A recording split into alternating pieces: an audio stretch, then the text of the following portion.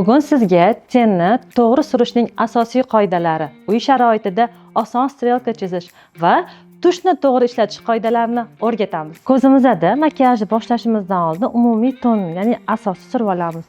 Buning uchun biz har doim mana bunaqa ochiq ranglardan, ya'ni terimizga yaqin bo'lgan ranglardan boshlashimiz kerak.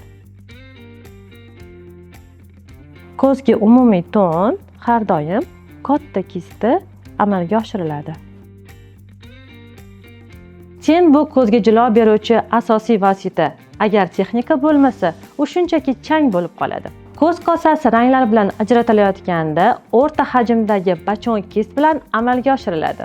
Kis tenga botirilgach, har doim avval qo'lga surtib, keyin ko'zga surilishi kerak yoki kisni qoqib yuborsak ham bo'ladi. Agar bu texnika qo'llanilmasa, ten ko'z tagiga to'kiladi va ko'z tagidagi ton buziladi. Ko'zimizdagi kontur ranglar har doim ko'z tugash qismidan boshlab bo'yaladi.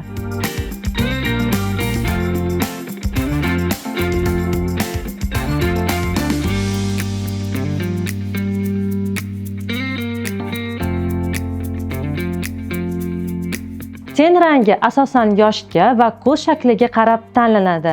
Ayrim hollarda esa kiyim rangiga moslasa ham bo'ladi. Strelka bu o'q emas, shuning uchun uni bir tortishda hamma ham aniq chiza olmaydi. Strelka hamma ko'zga ham mos tushavermaydi. U qovoqli ko'zlarni yana ham kichraytirib qo'yishi mumkin. Hamma uchun birday to'g'ri keladigan texnika bu.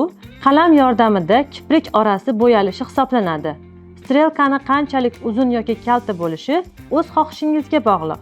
Eng to'g'ri va chiroyli strelka formasi qalam ustiga kistni tenga botirgan holda to'qroq qilib rasushovka qilish bilan hosil bo'ladi. Tushni to'g'ri surish qoidasi bu zigzag usulida amalga oshiriladi.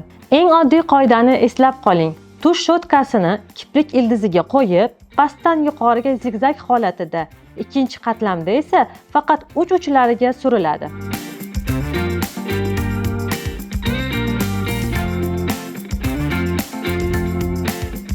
Terimizni turiga qarab tush tanlash kerak. Agar yuz yog'li teri turiga kirsa, suvga chidamli.